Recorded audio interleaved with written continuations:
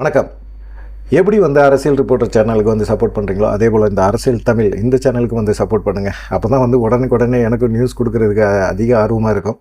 இப்போ பார்த்தீங்கன்னா ஓபிஎஸ் வந்து தேர்தல் ஆணையத்தில் ஒரு மனு கொடுத்துருக்கிறாரு. நீதிமன்றத்தில் என்ன தீர்ப்பு வரும் அப்படின்னு சொல்லி எல்லாமே கொஞ்சம் கொஞ்சம் பக்குன்னு இருந்தாலும் நீதிமன்றம் என்ன சொல்லியிருக்கு அப்படின்னு சொல்லினா பெங்களூர் புகழேந்தி போட்ட அந்த வழக்கு தொடர்பான ஒரு விசாரணை. இது வந்து இரட்டை இலை சின்னம் அப்படிங்கிறது வந்து அதிமுகவோட உட்கட்சி விவகாரம். இந்த உட்கட்சி விவகாரம் தொடர்பாக நீங்கள் வந்து என்ன செய்றீங்க அப்படின்னு கேட்டிங்கன்னா, பெங்களூர் புகழேந்திக்கு அட்வைஸ் பண்ணியிருக்காங்க நீதிமன்றம்.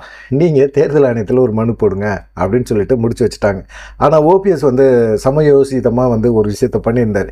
ஏற்கனவே வந்து இது மாதிரி ஒரு இது சொல்லியிருந்தாங்க அப்படின்னா டக்குன்னு நம்ம தேர்தல் ஆணையத்துக்கு போய் அதுக்கப்புறமா நம்ம வந்து தேர்தல் ஆணையத்தில் மனு போடுறது கொஞ்சம் நல்லா இருக்காது அப்படின்னு சொல்லிட்டு அவரே என்ன செஞ்சிட்டாரு, டகார்னு உடனே ஒரு மனுவை போட்டார். முன்னாடியே போட்டனால இப்போ தேர்தல் ஆணையம் வந்து ஒரு முடிவெடுக்க வேண்டிய இக்கட்டான ஒரு சூழ்நிலையில் இருக்குது. இந்த மாதிரி சூழ்நிலையில் தேர்தல் ஆணையம் என்ன செய்ய போகுது, தேர்தல் ஆணையம் என்ன பண்ணும் அப்படிங்கிற மாதிரி இருக்குது. ஏன்னா அதிமுகவில் வந்து ஓபிஎஸ் ஒருங்கிணைப்பாளர்கள் ஏற்றி வச்சுருக்கிறாங்க. எடப்பாடி பழனிசாமிக்கு நீதிமன்றம் ஏன் அவங்க கொடுக்குற டாக்குமெண்ட்டை நீங்கள் ஏற்றுக்க மாட்டீங்க, ஏற்றுக்கங்க, அது வெப்சைட்டில் ஏற்றுறதுல உங்களுக்கு என்ன பிரச்சனை அப்படின்னு சொல்லி தேர்தல் ஆணையத்துக்கு நீதிமன்றம் வேறு சில விஷயங்களை சொன்னனால பார்த்தீங்கன்னா அதனால் எடப்பாடியோட டாக்குமெண்ட்டையும் ஏற்றி வச்சுருந்தாங்க. இப்போ வந்து அது மாதிரி ஒரு பிரச்சனை வர்றதுக்கு வாய்ப்பு இல்லை. ஓபிஎஸ் வந்து 2026 டிசம்பர் 28 வரைக்கும் நான் தான் கட்சியோட ஒருங்கிணைப்பாளர். எடப்பாடி பழனிசாமி இணை ஒருங்கிணைப்பாளர் பதவியை ராஜினாமா பண்ணிட்டாரு. அவர் கூட்டின பொதுக்குழுவும் செல்லாது. அதை தாண்டி அவர் வந்து பொதுச்செயலாளர் அப்படின்னு தேர்ந்தெடுக்கப்பட்ட முறையும் தப்பு.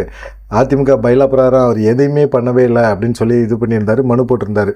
இந்த இதெல்லாம் வந்து சிவில் வழக்கில் இருக்குது. இதெல்லாம் முடிஞ்சு அப்புறமா சின்னம் வரணும். ஆனால் நாங்கள் தான் உண்மையான அதிமுக அப்படின்னு ஓபிஎஸ் சொல்லிகிட்ருக்காரு. ஓபிஎஸ் சொல்கிறனால ஓபிஎஸும் தேர்தல் ஆணையத்தில் எனக்கு இரட்டை இலை சின்னம் கொடுங்க, நாடாளுமன்றம் தேர்தல் நெருங்கிருச்சு அப்படிங்கிற மாதிரி அவரும் சொல்லிகிட்டு இருக்காரு. எடப்பாடி பழனிசாமி கட்சி சின்னம் எல்லாமே ஏன்ட்ட தாங்க இருக்குது அப்படிங்கிற மாதிரி அவர் சொல்லிகிட்டு இருந்தாலும் தேர்தல் ஆணையம் இன்னும் முடிவு பண்ணி அவங்களுக்கு அறிவிக்கவே இல்லை. ஏன்னா தேர்தல் ஆணையம் 2 பேர்த்துக்குமே வந்து சமமாக தான் பிரிச்சிருந்தாங்க. இரட்டை இலை சின்னம் ஈரோடு இடைத்தேர்தலே வந்து கிடச்சிருக்கணும், இல்லை வந்து ஃப்ரீஸ் பண்ணப்பட்டிருக்கணும். ஏன்னா அந்த மாதிரி ஒரு சூழ்நிலையில் ஓபிஎஸை வந்து பாஜக மேலிடம் வந்து அமைதிப்படுத்துச்சு. அண்ணாமலையும் அமைதிப்படுத்தினார். அவர் அறிவித்த வேட்பாளரெலாம் வாபஸ் வாங்க வச்சாங்க. எல்லாமே பாஜக மேலிடம் சொல்லி தான் அவர் செஞ்சார். இப்போ பாஜக அவரை கைவிடக்கூடாது. ஓபிஎஸ்ஸை கைவிடுறாங்க அப்படின்னா கண்டிப்பாக வந்து பாஜகவை நம்புறதும் தப்பு ஓபிஎஸ் அப்படிங்கிற மாதிரி தான் ஓபிஎஸ் ஆதரவாளர் நினைக்கிறாங்க. கண்டிப்பாக வந்து ஓபிஎஸ்க்கு வந்து இரட்டை இலை சின்னம் கிடைக்கணும் அப்படிங்கிறதுல அவங்க ரொம்ப தெளிவாக இருக்கிறாங்க. ஓபிஎஸும் இந்த தடவை ஒரு நல்ல மூவ் பண்ணி வச்சுருக்கிறாரு. தேர்தல் ஆணையத்தில் நீதிமன்றம் சொல்கிறதுக்கு முன்னாடியே ஒரு மனுவை போட்டார். அப்படிங்கும்போது ஒரு சந்தோஷமான ஒரு விஷயமாக தான் பார்க்கப்படுது. ஓபிஎஸ் ஆதரவுகள் என்ன நடக்கும் அப்படின்னு சொல்லியிருக்காங்க. நீதிமன்ற தீர்ப்பை எதிர்பார்த்தவங்களுக்கு இப்போ டெல்லி உயர்நீதிமன்ற தீர்ப்பை எதிர்பார்த்தவங்களுக்கு இப்போ தேர்தல் ஆணையம் என்ன முடிவு எடுக்கும் அப்படின்னு சொல்கிறாங்க. இப்போ பாஜக ஓபிஎஸ் ஆதரிக்குது. ஆனாலும்